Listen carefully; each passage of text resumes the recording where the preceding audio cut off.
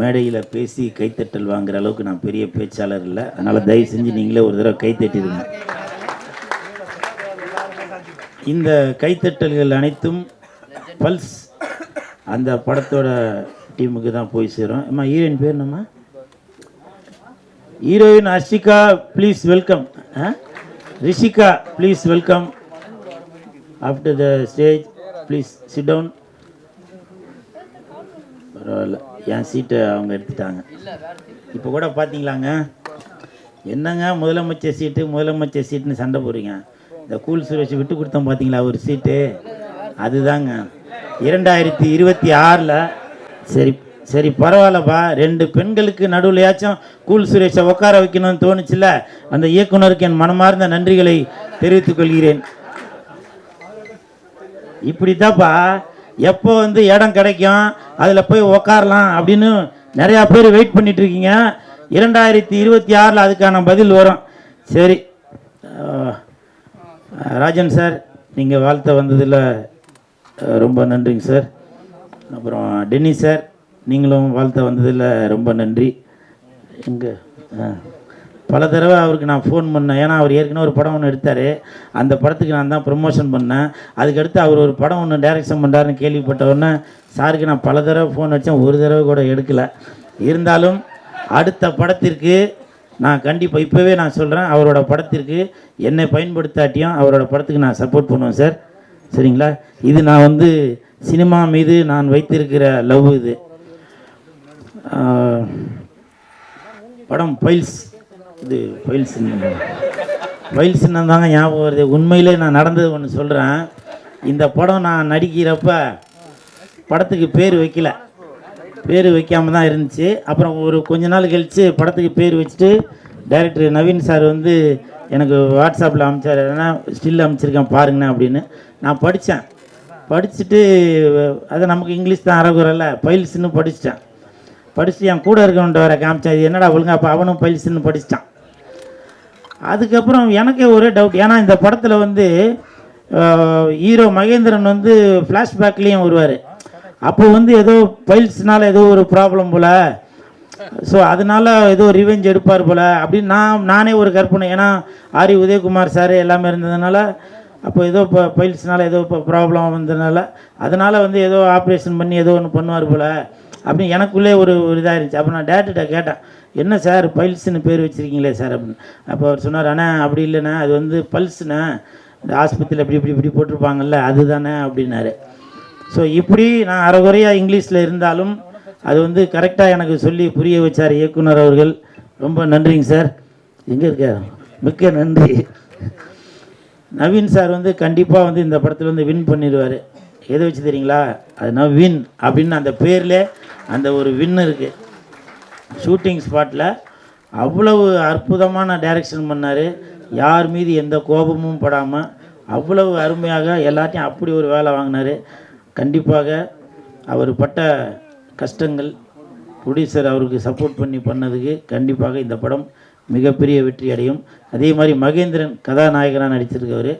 ஒரு ஷாட்டில் டைரக்டர் அவருக்கு கட் பனின்னு கொடுத்தாரு. கட் பனின்னு கொடுத்தவொன்னே சரின்னு அவர் வாங்கி போட்டார். பார்த்தோன்னா ஆளை காணும். பார்த்தாக்க ஒரு ஓரமாக போயிட்டு தம்பிள் சேர்த்து இப்படி அடிச்சிட்டு இருந்தார். கையில் ஒரு பால் ஒன்று வச்சு இப்படி பண்ணிகிட்டு இருந்தார். நான் போய்ட்டு என்ன ப்ரோ அப்படின்னு சொல்லி அவர் சொன்னார், இல்லைண்ணா இந்த மாதிரி கட் பனின்னு போடுறோம், அப்போ ஆம்ஸ்லாம் தெரியணுண்ணா அப்படின்னு சொன்னேன். இது இல்லை நான் சிரிக்கிறதுக்காக சொல்லலாமா, நான் சிரிக்கிறதுக்காக சொல்ல, இது ஒரு டெடிக்கேஷன்.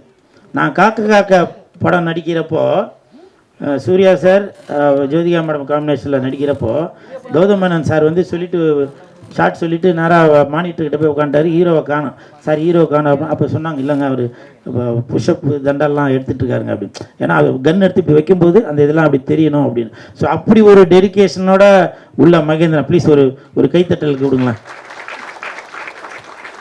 என்னை விட சீனியர் தான் மகேந்திரன், இருந்தாலும் அந்த டெடிக்கேஷன் எனக்கூட இல்லை. அப்போ பாருங்கள், அப்போ நம்ம ஒரு ஹீரோ அப்படின்றப்போ ஆடியன்ஸ் பார்க்குறப்போ நம்ம அதுக்கு ஒரு முன்னுதாரணமாக இருக்கணும் அப்படின்னு சொல்லி. ஏன்னா இப்போ உள்ள நடிகர்கள் என்ன பண்ணுவாங்க, காலையில் வந்தோடனே அந்த ஹோட்டலில் பரோட்டா சொல்லு, இந்த ஹோட்டலில் ஆட்டுக்கால் பாயா சொல்லு அப்படின்னு சொல்லி தொப்பையும் தொந்தியுமாக தான் இருப்பாங்க. ஸோ அப்படி இருக்கிற காலகட்டத்தில் இப்போ கூட அந்த சாங்கில் கூட பார்த்தீங்கன்னாக்கா எனக்கு விஜய் சார் தான் ஞாபகம் வந்தார். ஸோ அந்த மாதிரிலாம் அவர் வந்து ஸ்டெப்பு போட்டிருந்தார். அவருக்கு என் மனமார்ந்த வாழ்த்துக்கள். அப்புறம் கும்கி அஸ்வின், அந்த தம்பியை பற்றி பேசுகிறதுக்கு ஒன்றும் இல்லை. ஏன்னா அடுத்த ஒரு ப்ரொடக்ஷனில் ஒரு படம் முடிச்சிட்டாங்க. அந்த டைரக்டரும் தெரிஞ்சவர், ப்ரொடியூசரும் தெரிஞ்சவர், என்னை பயன்படுத்தலை. அந்த படம் ஆடியோ ரிலீஸ் அப்போ அவனுங்க வந்து உன்னைய பற்றி பெருமையாக பேசுவாங்க. அப்படி பேசிக்க சரியா? அந்த கும்கி அஸ்வின் கூட இந்த படத்தில் நடித்ததில் ரொம்ப சந்தோஷம். நல்லா கோஆப்ரேட் பண்ணாப்புல. உங்களுக்கு மனமார்ந்த வாழ்த்துக்கள். அப்புறம் தம்பி சரத்து எப்போவுமே ஜிம்மில் இருந்து தான் வீடியோவாக போட்டுட்ருப்பான். இங்கே வந்து என்னென்னவோ போடுறான். நீ பரவாயில்ல, நீ வந்து அந்த சேனல்லேருந்து தான் வந்துன்னு அடிக்கடி நிரூபிச்சிட்ருக்க. மொக்க காமெடியாக இருந்தாலும் உன்னை நான் கைத்தட்ட வச்சுருந்தேன் பார்த்தியா. மிக்க நன்றி, சூப்பர்பா, வாழ்த்துக்கள். அப்புறம் இபி சுந்தர் சார், அவர் வந்திருக்காரான்னு தெரியல. வந்திருக்காரா? ரொம்ப தங்கமான மனிதர். எப்போ ஃபோன் பண்ணாலும் ஆனால் லொக்கேஷன் பார்த்துன்னு இருக்கேண்ணா அப்படின்வார். முந்தா நாள் ஃபோன் பண்ணேன் நைட்டு 2 மணிக்கு. சார் எத்தனை மணிக்கு சார் ப்ரோக்ராம் வரணுன்னு? அண்ணே நான் வந்து லொக்கேஷன் பார்த்துன்னு. என்னண்ணா நைட்டு 2 மணிக்கா அப்படின்னா? இல்லைங்க, டேரக்டர் சொன்னார் நைட்டில் ரோடு எப்படி பார்க்கணும், அது வீடியோ எடுத்து அனுப்புங்க அப்படின்னு சொல்லி சொன்னார். ஸோ இது எதுக்காக சொல்கிறேன்னா, சிரிக்கிறத விட அப்படி ஒரு ஆனால் தங்கச்சி அர்ச்சனாவுக்கு தெரியும். நானும் அர்ச்சனாவும் பிக் பாஸில் இருக்கும்போது 100 நாள் ஒன்றாவே இருந்தோம். இது சொல்லாமல் என்னன்னு தெரியல, இருந்தாலும் சொல்கிறேன். என்னை வந்து ஏதோ அப்படி இப்படின்னா பெண்களை அப்படி இப்படின்னு ஏதோ இது பண்ணியிருந்தீங்க இல்லையா, அந்த தங்கச்சிக்கு தெரியுங்க. அந்த தங்கச்சிக்கு பெண்களுக்கான அந்த வயிறு வலி வந்தப்போ அப்போ என்கிட்ட வந்து சொல்லும், நான் சுடுதண்ணி வச்சு கொடுங்கண்ணே அப்படின்ட்டு. அங்கே அவ்வளோ பேர் இருந்தாங்கல்ல. அப்போது என்ன ஒரு கூட பிறந்த அண்ணனா நினச்சி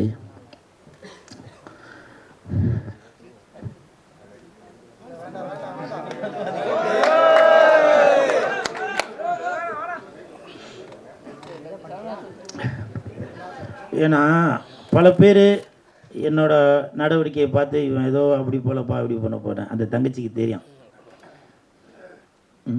ஒரே தட்டில் சாப்பிடாத குறை தான். அப்படி இருந்தான் பிக் பாஸில். இப்போ உள்ள பிக் பாஸ் அது வேறு. அப்படி இருந்தங்க. அர்ச்சனா, நீ வாழ்த்து வந்ததில் ரொம்ப நன்றி. உன்னோட ஆசீர்வாதத்தில், உன்னோட ரசிகர்கள் சார்பாக கண்டிப்பாக இந்த படம் வந்து மிகப்பெரிய வெற்றி அடையும். அதில் எந்த மாற்று கருத்தும் இல்லை. ஓரளவுக்கு எழுதி வச்சதெல்லாம் படித்தாச்சு. சரி சரி, ஓகே, மிக்க நன்றி. தம்பி கீழே இறங்கு. தம்பி கீழே இறங்குப்பா ப்ளீஸ். கீழே இறங்குப்பா தம்பி, கீழே இறங்குப்பா ப்ளீஸ். தம்பி கீழே இறங்குப்பா ப்ளீஸ். நீ கீழே இறங்குனாதான் ஃபைல்ஸ் படத்துக்கு டிக்கெட் உனக்கு ஃப்ரீயா தருவேன். தயவு செஞ்சு கீழே இறங்க. மறுபடியும் பாத்தீங்களா? எனிவே இன்னைக்கு நான் திட்டு வாங்குறது உறுதின்னு தான் நினைக்கிறேன். ஏடாகரமா எதுவும் போட்டு விட்டுறாதீங்கப்பா. நான் எப்பவுமே விஜய் சாரோட ரசிகர் தான், சரிங்களா? அப்படி போடாதீங்கப்பா. நீங்கள் எதனா ஒன்று போட்டு விட்டுறீங்க. இன்ன வரைக்கும் இந்த கூலுன்னு பேர் வர்றதுக்கு காரணம் விஜய் சார் தான். அது நிறையா பேருக்கு தெரியுமா இல்லைன்னு தெரியல. துல்லாத மனம் துள்ளுலேருந்து இந்த டாலர் தான் போட்டிருக்கேன். இது எதுக்காக சொல்கிறேன்னா, இப்போ விஜய் சார் எதனா ஒன்று பண்ணாக்க அதை வச்சு ஏதோ ஒன்று போடுறாங்க, ஒரு வருமானம் வருது அவங்களுக்கு. அது மட்டுமா, தொப்பி விற்கிறாங்க, விஜய் சாரோட கட்சி பேர் போட்டு துண்டு விற்கிறாங்க, அவங்களுக்கு ஒரு பயன் இருக்குது.